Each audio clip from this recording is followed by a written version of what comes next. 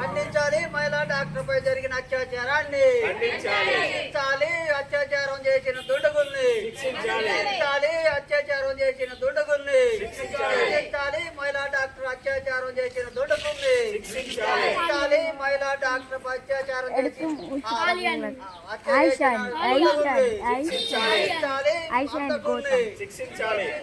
హంతకుల్ని అమలు చేయాలి మహిళా చట్టాలను, అమలు చేయాలి మహిళా చట్టాలను, అమలు చేయాలి మహిళా చట్టాలను,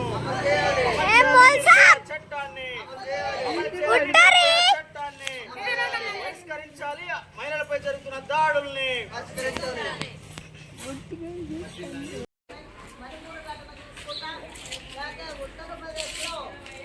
చూసుకున్నా కానీ అనేక చోట్ల దళిత మహిళల పైన కానీ అనేక చోట్ల మహిళల పైన హత్యలు అత్యాచారాలు బాగా జరుగుతున్నాయి. వీటన్నిటినీ ఖండించాల్సినటువంటి అవసరం ఉన్నది. ఈ కలకత్తా మెడికల్ విద్యార్థి పైన జరిగినటువంటి చాలా ఘోరమైనటువంటి పరిస్థితి. హాస్పిటల్లో డాక్టర్గా ట్రైనింగ్ అవుతున్నటువంటి మహిళ పైన అత్యాచారం చేసి హత్య చేయడం అనేది ప్రపంచం అంతా కూడా సిగ్గుతో తలంచుకోవాల్సినటువంటి అవసరం ఉన్నది. విద్యా చట్టం కానివ్వండి, నిర్భయ చట్టం కానివ్వండి, పోస్కో చట్టాలు కానీ ఇవన్నీ కూడా కాగితాలకే పరిమితం అయిపోతున్నాయి. కానీ మహిళలకి న్యాయం జరగట్లేదు. రోజు రోజుకి భారతదేశ వ్యాప్తంగా ఈఓడబ్ల్యూ యూఎస్యు ఆధ్వర్యంలో మహిళా సంఘాలు అట్లాగే ప్రజా సంఘాలు మేధావి వర్గం మొత్తం కూడా ఈరోజు భారతదేశ వ్యాప్తంగా నిరసన కార్యక్రమాలు నిర్వహిస్తూ ఉన్నారు.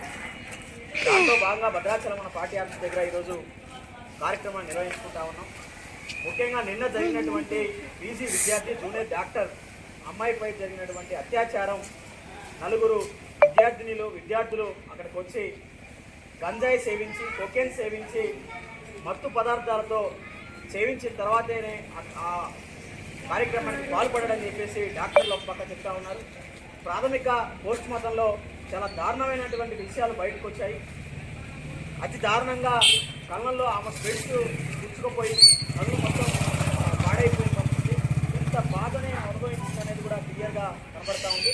కాబట్టి దీని మొత్తానికి కారణం కేంద్ర రాష్ట్ర ప్రభుత్వాలు, రాష్ట్రాలలో కానీ అట్లాగే సంబంధించినటువంటి మమతా బెనర్జీ గవర్నమెంట్ వెంటనే ప్రకటించి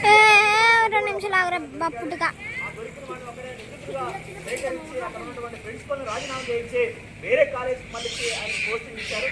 ఇది సరైన కారణం చెప్పేసి కూడా పిఓడబ్ల్యూ కూడా భావిస్తూ ఉంది. ఎందుకనంటే అక్కడ జరిగిన ఘటన 24 గంటలకు కలవలేదు.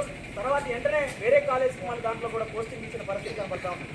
అంటే కేంద్రంలో ఉన్నటువంటి బీజేపీ గవర్నమెంట్ కూడా ఈ గంజాయి అట్లాగే కోకేన్ సంబంధించినటువంటి వాటి మీద ఉక్కుపాలం మోగకుండా పోలీసు వ్యవస్థను పెట్టుకొని రోజు కాలయాపన చేస్తున్నారు తప్ప